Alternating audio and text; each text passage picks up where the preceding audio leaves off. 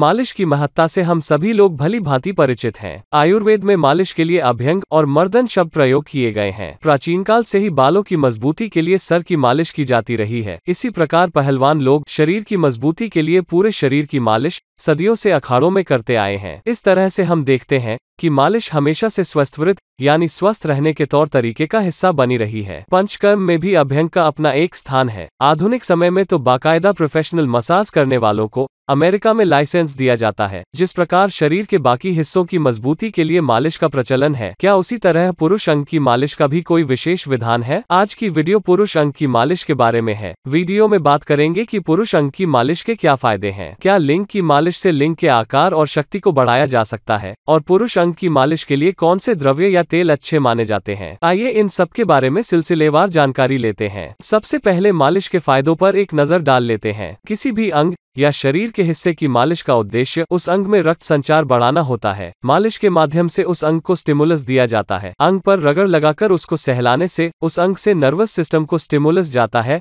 और प्रतिक्रिया स्वरूप नर्वस सिस्टम उस अंग में ब्लड सर्कुलेशन बढ़ा देता है। और रक्त तो जीवन शक्ति है ही। रक्त का संचार जब उस अंग में बढ़ जाता है तो उस अंग को ज्यादा एनर्जी और ऑक्सीजन मिलने लगती है, जिससे उस अंग का तेजी से और समुचित विकास होने लगता है। साथ ही खून के साथ इम्यूनिटी बढ़ाने वाली कोशिकाएं यानी लिम्फोसाइट्स भी मालिश वाले हिस्से में ज्यादा पहुंचती है, जिससे बाहरी रोगाणुओं से उस अंग की सुरक्षा सुनिश्चित हो जाती है। अब जानते हैं कि पुरुष अंग की मालिश के क्या फायदे हैं। जैसा कि मैंने आपको बताया कि जिस अंग की मालिश की जाती है उसमें रक्त संचार बढ़ जाता है और उस अंग का तेजी से विकास होने लगता है, तो पुरुष अंग भी इसका अपवाद नहीं है। लिंग की मालिश से लिंग की धमनियों और शिराओं में खून का सही दौरान होने लगता है, और अगर लिंग में ढीलापन यानी स्तंभन रोग हो, जिसे डॉक्टरी भाषा में इरेक्टाइल डिस्फंक्शन कहते हैं, और जो काफी हद तक लिंग में रक्त की अनियमितता पर निर्भर करता है, वो ठीक हो जाता है। अगर सही समय पर लिंग की सही द्रव्यों से मालिश की जाए तो लिंग का ऊतक नई कोशिकाएं विकसित करने लगता है और लिंग पूर्ण आकार भी प्राप्त कर लेता है। लिंग के दूसरे आकार संबंधी दोष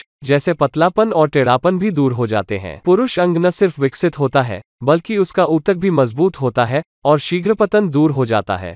गोखरू और दालचीनी जैसी जड़ी बूटियों से बने तेल से लिंग की मालिश करने पर ये जड़ी बूटियां पुरुष अंग की त्वचा से अवशोषित होती रहती हैं और इस तरह से टेस्टोस्टेरोन का सीक्रेशन बढ़कर घटती संभोग की इच्छा यानी लैक ऑफ लिबिडो को सामान्य बनाने में मदद करता है। कुल मिलाकर सही तेल और सही तरीके से मालिश करने पर स्तंभन दोष यानी इरेक्टाइल डिस्फंक्शन, शीघ्र पतन यानी प्रीमेच्योर इजैकुलेशन, संभोग की इच्छा की कमी और आकार संबंधी दोष दूर हो जाते हैं। अब प्रश्न ये आता है कि पुरुष अंग की मालिश के लिए क्या कोई भी तेल प्रयोग किया जा सकता है या कोई खास तेल अधिक फायदा पहुंचा सकता है? यूं तो बाजार में लिंग की मालिश के लिए बहुत सारे तेल मौजूद हैं, जैसे बैद्यनाथ वीटा एक्स ऑयल और डाबर शिला एक्स ऑयल या फिर हार्टशेल ऑयल। इसी तरह यूनानी चिकित्सा पद्धति में तो लिंग की मालिश के लिए तिलाओं की एक पूरी खेप मौजूद है, जैसे तिला आजम आदि। यहाँ पर मैं आपको दो विकल्प दूंगा। अगर आप किसी खास बीमारी के लिए लिंग की मालिश करना चाहते हैं तो आपको ऐसा तेल प्रयोग करना चाहिए जो उसी बीमारी के लिए बना हो, जैसे स्तंभन दोष के लिए हार्टशेल ऑयल, स्तंभन दोष के लिए दालचीनी, जायफल, जावित्री जैसे द्रव्यों से युक्त तेल को प्रमुखता दी जाती है। वहीं शीघ्र पतन के लिए अकरकरा को वरीयता दी जाती है।